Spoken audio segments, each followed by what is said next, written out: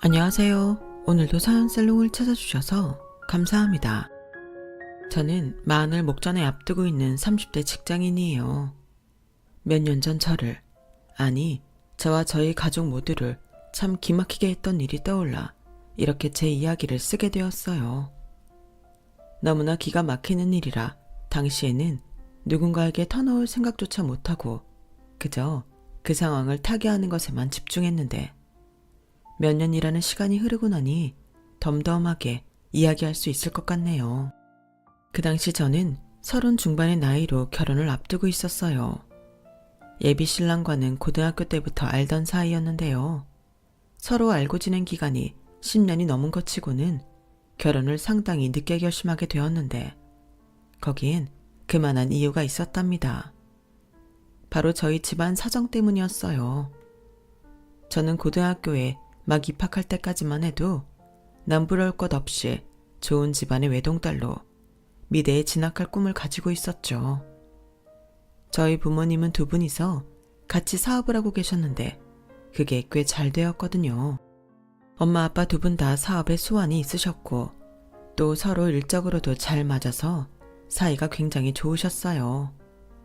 그래서 저는 중학교 때까지 정말 인생이 마냥 행복하기만 했죠. 하지만 제가 고등학교 1학년 때 저희 가족은 무너지고 말았습니다. 부모님께서 큰 사기를 당해버린 것이었는데요. 당시 저는 어려서 자세한 내용은 몰랐지만 어른들의 말을 어깨너머로 듣기에는 새로운 거래처와 거래를 했는데 알고 보니 모든 게 다 가짜였다고 했어요. 뿐만 아니라 저희 부모님 회사의 정보를 틈틈이 빼가서 자기가 저희 부모님과 가족인 양 행세하며 수많은 다른 회사들에게도 사기를 치고 다녔다고 해요. 억울하게도 서류상으로는 그 모든 책임을 저희 부모님 회사가 지게 된 것이었죠. 이런 말도 안 되는 이유로 저희 집은 하루아침에 쫄딱 망해버리게 된 것이었습니다. 처음 몇 달 동안은 부모님은 두 분 다 스스로를 자책하시면서 제대로 일어서지 못하셨어요. 다 내 잘못이야. 다 내가 못나서 일어난 일이에요. 새로 소개받을 때 철저하게 확인을 해봤어야 했는데 미안해요 여보. 미안해 우리 딸. 미안해. 아니에요. 계약서 보고 사인한 건 가치죠. 나도 더 꼼꼼하게 검토하고 우리 회사에 대한 내용도 그렇게 흘리고 다녔으면 안 됐던 거였어. 내가 결정적으로 실수해버렸어요. 내가 미안해. 당시에는 요즘처럼 CCTV가 많지도 않았고 사기 범죄가 일어났다고 신고를 해도 경찰서에서 심각하게 받아들여 주지도 않았다고 해요. 그렇기에 이름도 나이도 사는 곳과 직업까지 모두 가짜였던 사기꾼을 찾아내는 것은 쉽지 않았던 일이었죠. 저희 집이 망했다는 소식이 곳곳에 퍼지자 그동안 저희에게 웃으며 친절하게 대했던 모든 사람들이 저희를 차갑게 외면하기 시작했습니다. 평소 거의 삼촌 이모라고 부르던 수많은 부모님 친구들과 그의 자녀들, 심지어 실제 가족인 친척들까지 모두가 한마음 한뜻으로 저희를 쳐내기 시작했어요. 동서, 우리가 그동안 동선에 섭섭하게 한 게 뭐가 있어? 조카 대학 들어갔다고 노트북도 해주고 또 서방님 저번에 승진하셨을 때는 수재 정전까지 맞춰드렸는데 그거에 반에 반이라도 좋아. 돈이 안 되면 쌀이라도 좀 나눠주면 안 될까? 우리도 딸애가 있는데 우리 딸이 무슨 죄야? 애한테만이라도 밥 좀 해주게 쌀 조금만 나눠줘. 아니 그건 말 그대로 선물이지 우리가 돌려줘야 하는 의무가 있는 건 아니잖아요. 형님 참 말 이상하게 하시네요. 그럼 처음부터 대가를 바라고 준 거란 말이에요? 다 이럴 때를 대비해서? 아니 그런 말이 아니잖아 동서. 내가 나중에 이 은혜는 꼭 갚을게. 정말이야. 절대로 잊지 않을게. 글쎄 빌려드리고 싶어도 저희가 지금 돈이 없다니까요. 요즘 물가도 엄청 올라서 저희 식구 먹고 살기 에도 빠듯해요. 저는 부모님 곁에서 사람들의 변하는 모습을 보고 어린 나이에 큰 충격을 받았어요. 그리고 정말 독하게 마음을 먹었습니다. 기필코 성공해서 다시 저희 부모님을 사장님, 사모님 소리 듣게 만들어야겠다고요. 그래서 저는 원래 꿈이었던 미술을 포기하고 그때부터 공부만 죽어라 하기 시작했어요. 졸음이 오면 샤프로 허벅지를 찔러가면서 독하게 공부를 했죠. 제가 갑자기 180도 바뀐 모습을 보이자 학교에서는 저에게 말을 거는 애들도 별로 없었어요. 온 동네에 소문이 자자했으니 반 아이들도 제가 하루아침에 가난해졌다는 걸 다 알아서 눈에 불을 켜고 공부하는 절 아무도 건드리지 않더군요. 딱 한 사람, 저희 예비 남편만 제외하고 말이에요. 예비 남편은 학교에서도 같은 반, 미술학원에서도 같은 반이었던 친구였는데요. 그전에는 그저 티격태격 하던 친구였는데 제가 하루아침에 길거리에 나앉게 되자 불쌍하게 생각했던 모양입니다. 학교 끝나면 빵이랑 우유를 가져다 주거나 늦은 밤 도서관에서 나오는 저와 같은 방향으로 걷는 등 나름대로 저를 챙겨주기 시작하더군요. 그런 날들이 학년이 지나도 반복되자 예비 남편이 저를 좋아한다는 사실은 학교 내에서도 공공연한 사실이 되었어요. 하지만 당시 저는 그런 마음을 봐줄 여유가 없었습니다. 집에 들어올 때마다 저희 부모님을 보면 도저히 그런 여유가 생겨나질 않았어요. 평생 여유 있는 집에서만 살아왔던 저희 엄마의 곱던 손이 하루가 다르게 거칠어져 가는 게 보였고 아빠도 역시 얼굴이 몰라보게 말라가는 것이 보였거든요. 저는 빚을 갚기 위해 밤낮으로 일하는 저희 부모님을 대신해 집안일을 도맡아 했어요. 밤 늦게까지 공부를 하고 들어오면 최소한의 집안 청소와 빨래를 하고 밥을 해놓고 나서 눈 감기 직전까지 책을 보다가 잠들었어요. 매일매일을 그렇게 똑같이 치열하게 살았죠. 그렇게 결국 대한민국에서 가장 좋다는 대학에 장학금을 받고 들어갈 수 있었습니다. 고등학교를 졸업할 당시 예비 남편은 저에게 그동안 하지 못했던 고백을 했는데요. 하지만 그때에도 여전히 저는 마음의 여유가 없었어요. 이제 입시도 다 끝났고 너도 원하는 대학에 갔잖아. 장학금도 받아서 이제 쉴 틈이 생긴 거 아니야? 그런데 왜 거절해? 내가 싫어? 그건 아니지만 나는 대학에 들어가서도 계속 장학금을 받아야 해. 네가 우리 집 사정을 몰라서 할 수 있는 소리야. 나는 대학을 가도 취업을 해도 부모님 빚을 다 갚기 전까지는 쉴 수가 없을 거라고. 우리 집 사정도 그렇게 대단한 거 아니야. 나도 대학 다니면서 아르바이트 병행할 거라고. 생활비는 전부 내가 벌어야 하고 나도 장학금 받기 위해 엄청나게 공부해야 돼. 그치만 일주일에 한두 번씩 만나서 밥 먹고 커피 마시고 시간 되면 영화도 보는 거 그거 하자는 건데 그게 그렇게 어려워? 미안하지만 나는 어려워. 네가 말하는 그 조금의 여유도 나한테는 없어. 미안해. 너도 이제 그만하고 나보다 더 좋은 여자 만나. 남들은 고등학교 졸업 후 대학 가기 전 설레임과 학창시절에 대한 아쉬움 때문에 눈물을 흘리는데 저는 그날 아직도 달라지지 않는 제 처지가 서러워서 울었어요. 지금 생각해보면 저도 예비 남편이 그만큼 좋았어서 눈물이 났던 것 같습니다. 예비 남편에게 차라리 모질게 말했다면 인연이 거기서 끊어졌을지도 모르지만 어린 마음에 그러지도 못하고 마냥 제 처지만 탓하며 눈물을 흘렸죠. 하지만 저는 그 다음 날부터 다시 독하게 살아갔어요. 우는 시간도 제게는 사치였으니까요.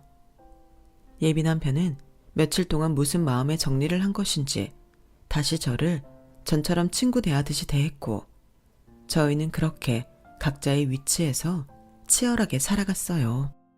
저는 대학교 내내 장학금을 받고 졸업했어요. 대학에 가서도 목표는 같았으니까요. 최대한 빨리 최대한 연봉이 높은 곳에 취직하는 것. 결국 저는 졸업과 동시에 누구나 이름만 들으면 알만한 외국계 기업에 취직하게 됐어요.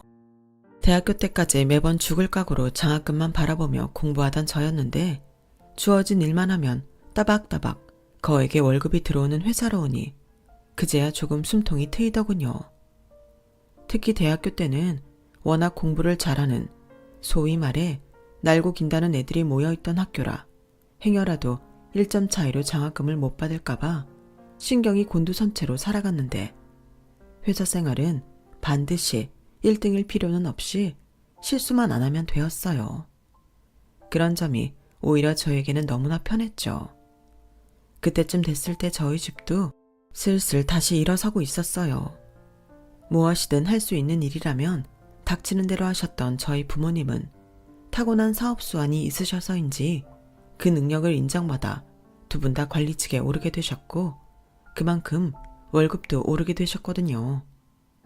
태산 같던 빚도 10년 가까이 꾸준히 갚으니 끝이 보이기 시작했고 여유가 생긴 부모님은 돈을 모아 작은 가게를 사서 인형 뽑기 장사를 시작하셨어요. 그게 시간을 많이 투자하지 않고 아침 저녁 출퇴근 때만 관리해줘도 할 수 있는 사업이라고 하시면서요. 그리고 그런 부모님의 해안은 옳았습니다. 역시 저희 부모님이 사업적인 눈이 있으시구나 하고 감탄했어요. 바로 그 다음 해부터 갑자기 인형 뽑기가 유행을 타기 시작했거든요. 취직도 했겠다. 부모님 일도 잘 되셨겠다. 솔직히 저도 모르게 심적인 여유가 생기게 되었어요. 그게 예비 남편의 눈에도 보였나 봅니다. 어느 날 제가 취직한 기념으로 밥을 사주겠다며 저희 회사 근처로 오더군요. 그 전에도 간간히 밥 한 끼는 같이 먹었기 때문에 그날도 평소처럼 둘이 밥을 먹었는데요. 그런데 예비 남편이 커피도 한잔하고 가자며 바로 근처에 있는 카페로 향하더라고요.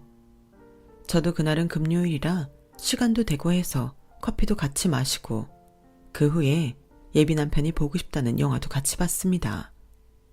영화가 끝나자 남편이 말하더군요. 이제 이 정도 여유는 되나 보네. 내일 회사에 나가서 일을 좀 볼 게 있기는 한데 그래도 출근 시간이 정해져 있는 건 아니니까 이제야 좀 살만한 것 같아. 그래? 그럼 나 금요일마다 이렇게 와서 너랑 밥 먹고 커피 마시고 영화 봐도 되겠네. 그 순간 예비 남편의 말에 제 심장은 사정없이 떨려왔어요. 성인이 되고서는 무뎌진 줄 알았는데 내가 아직도 이 사람을 많이 좋아하고 있구나 하고 깨달아버린 것이었죠. 그래서 그날부터 저희는 사귀게 되었어요. 예비 남편은 아직 대학교를 다니는 중이었고 저랑 사귄 지 얼마 안 되어서 마찬가지로 좋은 회사에 인턴으로 들어가 취직이 한 번에 성공하게 되었답니다. 예비 남편은 고등학교 때부터 저를 따라다니며 도서관에 들락거렸는데요.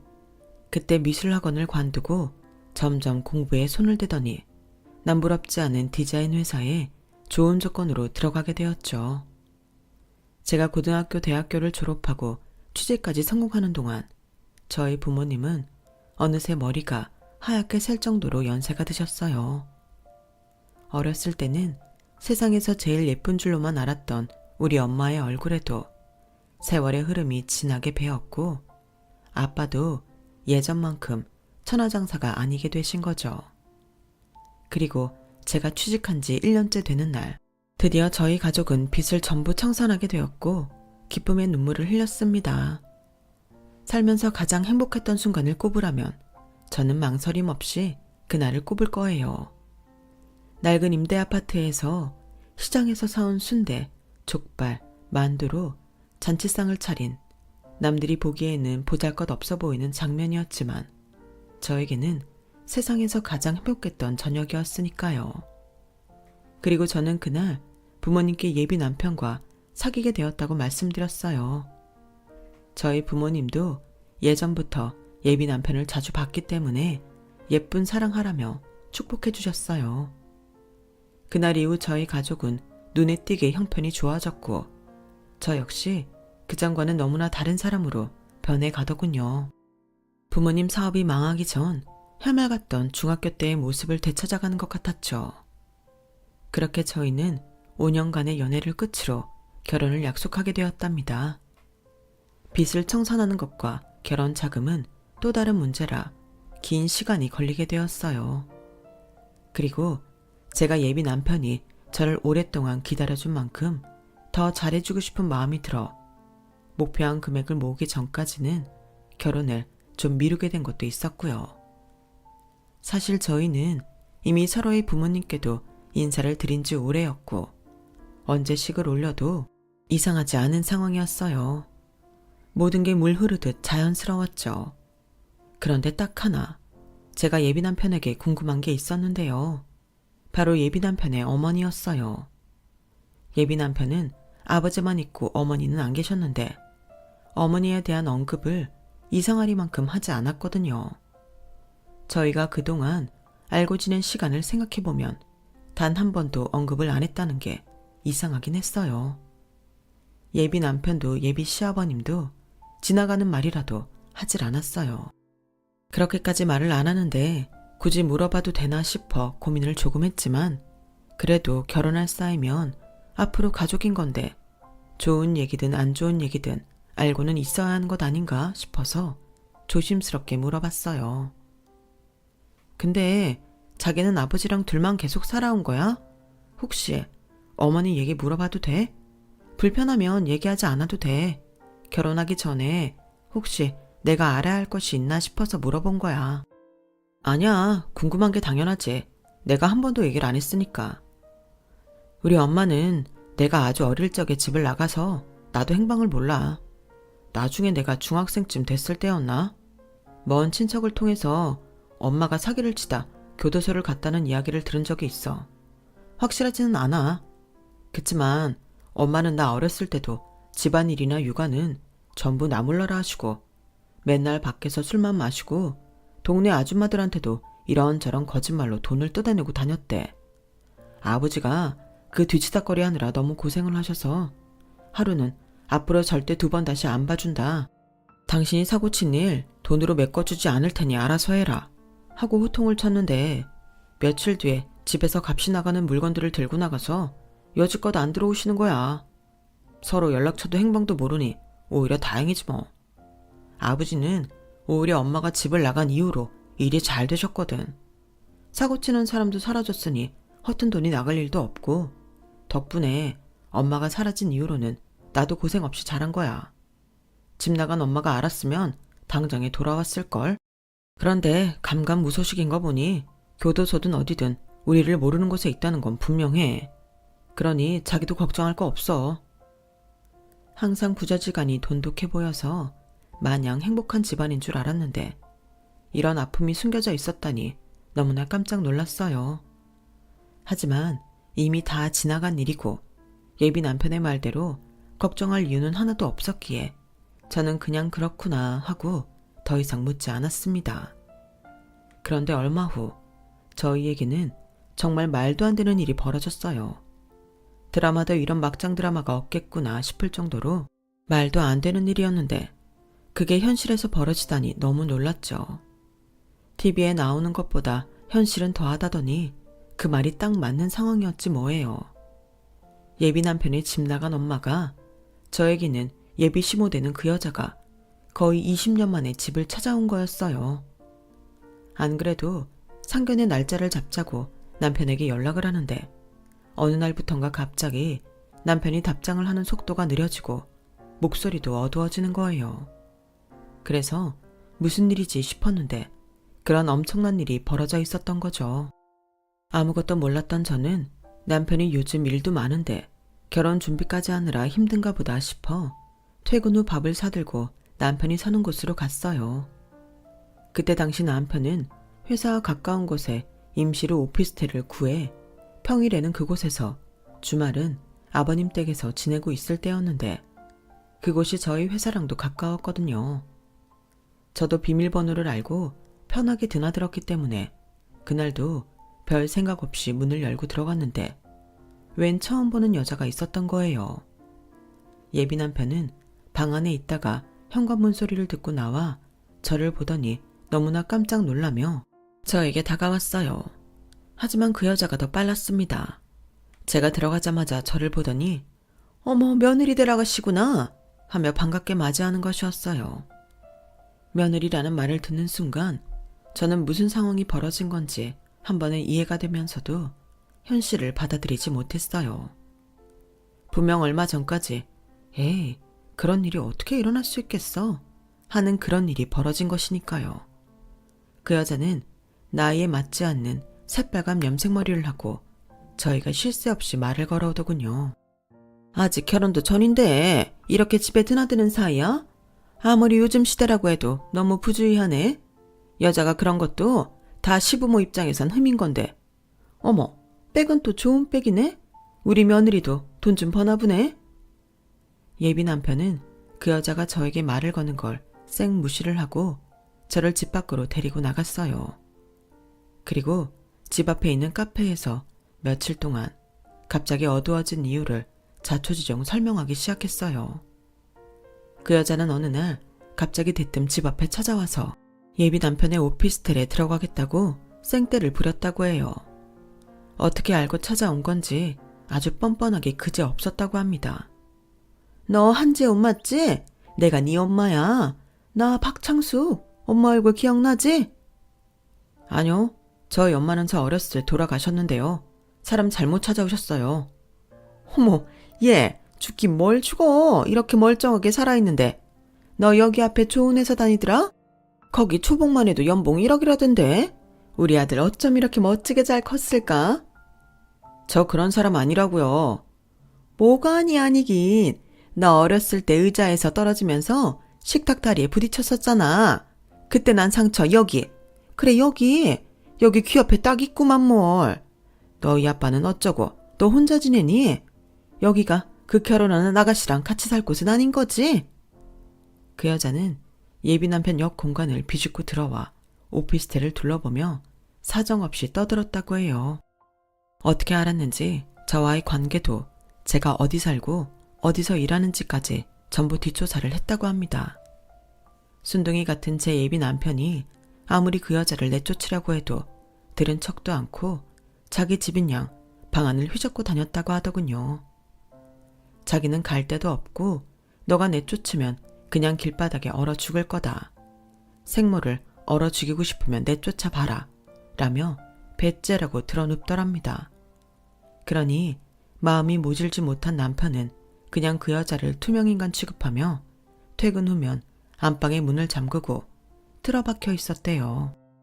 그 얘기를 들은 저는 그 자리에서 예비 시아버님께 연락을 드렸어요. 예비 남편이 말리는 걸 막고 전화를 드렸죠.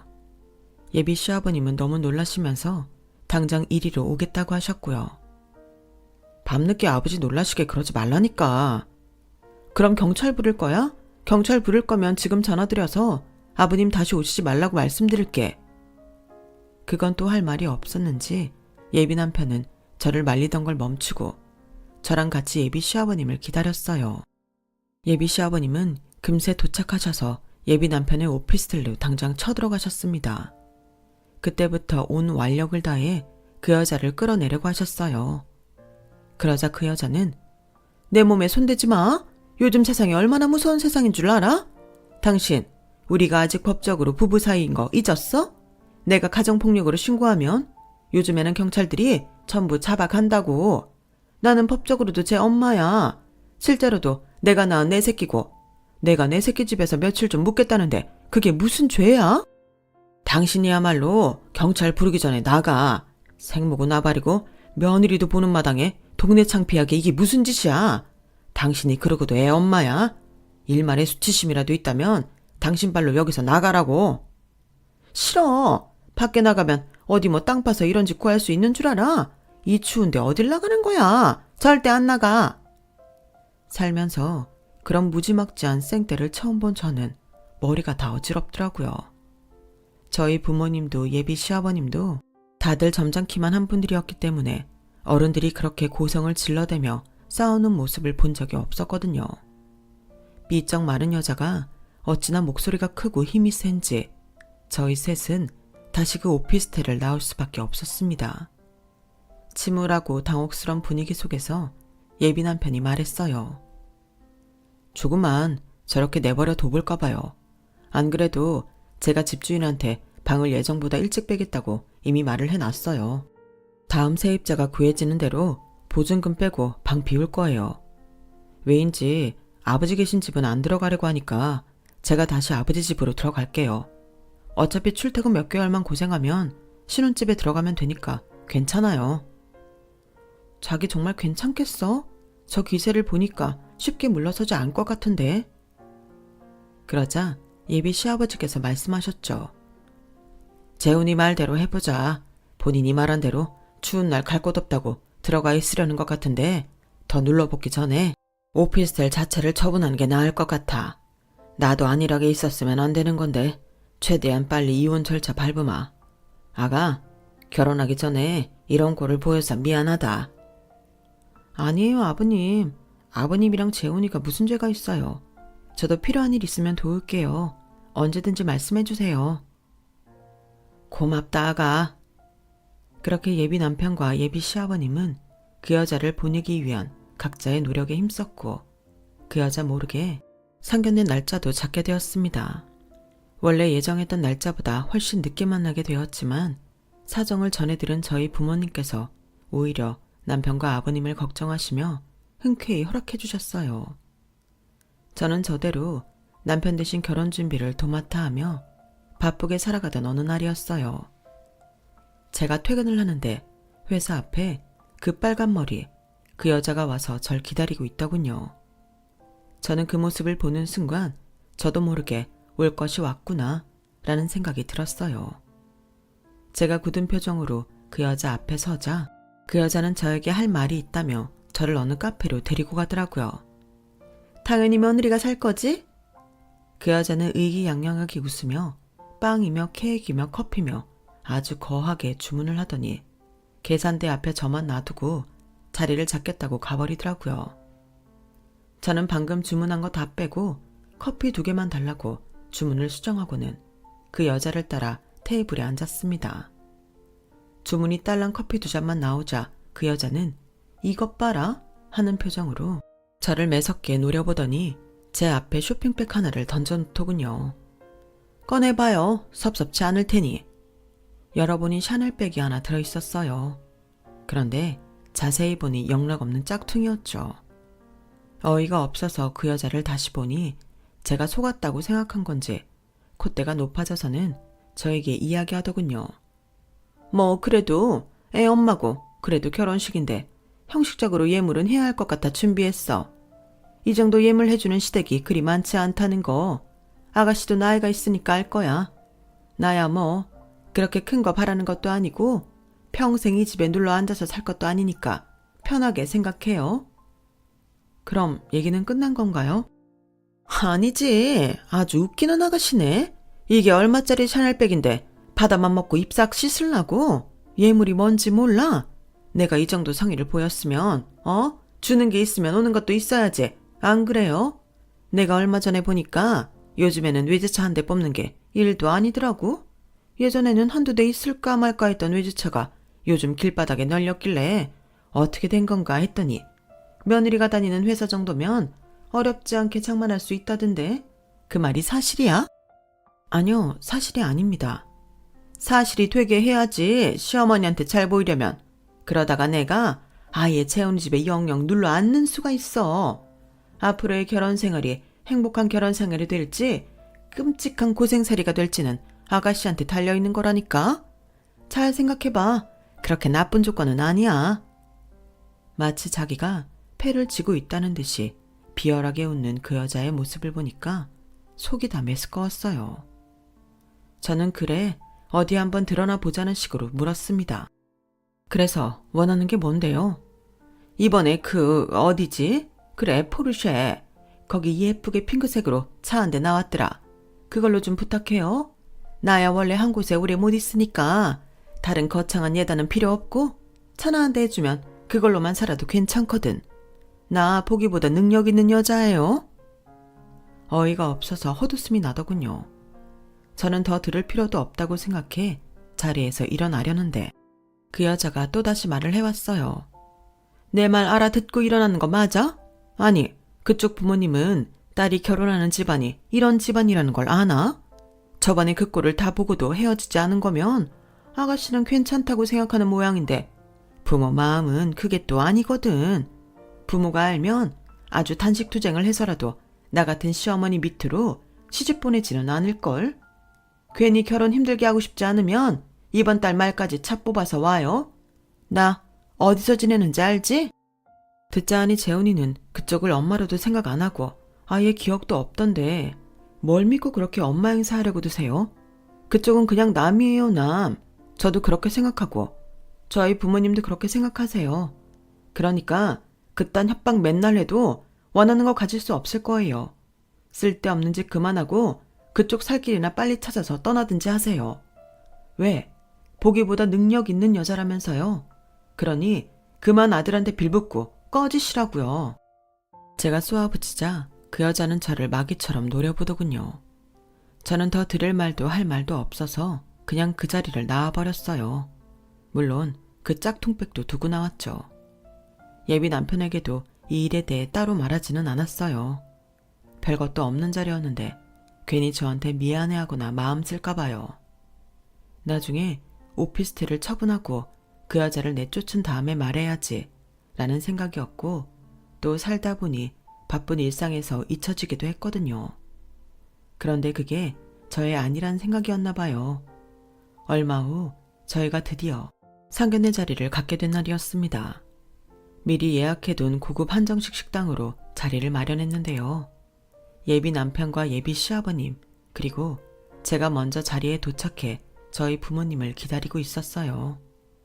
누군가 저희 룸 문을 열고 들어오는 순간 저희 부모님인 줄 알고 방앗게 일어서던 저희 세 사람의 얼굴은 순식간에 굳어졌습니다.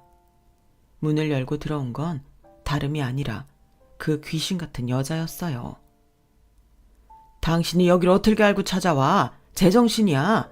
아들 혼사길 망치려고 왔어? 당장 나가. 예비 시아버님은 곧장 자리에서 일어나 그 여자를 끌어내려고 안간힘을 썼어요. 예비 남편도 굳은 표정으로 당장 나가라며 그 여자를 끌어내려고 했죠. 그런데 그 여자는 미닫이 문에 거머리처럼 달라붙어서는 고래고래 소리를 질렀어요. 아우 나 죽네. 아우 여기 사람 팬다. 여자 한 명을 남자 둘이서 죽이려고 하네. 고급 한정식집에서 소란이 일자 직원이 달려오고 당황한 예비 시아버님과 예비 남편이 그 여자에게서 손을 뗐는데요. 직원이 오자 그 여자는 아무렇지 않은 얼굴로 괜찮아요? 하고 직원을 돌려보내더군요. 그 모습을 보고 제가 굳은 표정으로 그 여자를 노려보자 그 여자는 저를 향해 이렇게 말했습니다. 내가 괜한 말을 한 게 아니었다는 걸 이제 알겠니? 아직 어려서 사람 볼 줄을 모르나 본데 나는 우리 며느리가 생각하는 그런 범주에 있는 사람이 아니란다. 내가 원하는 건 다 가져가는 사람이지. 이제 네 분수를 알았지? 분수를 알았으면 어서 그때 말한 차나 준비시켜놔. 제가 그 여자에게 뭐라고 반박하려던 순간 저희 부모님께서 도착하셨어요. 아직 문가에 서 있던 예비 시아버님과 예비 남편을 보고 반갑게 말을 걸며 오셨죠. 아유 미안합니다 사돈어른. 차가 좀 막히는 바람에 기다리게 해드렸네요. 그런데 왜 나와 계십니까?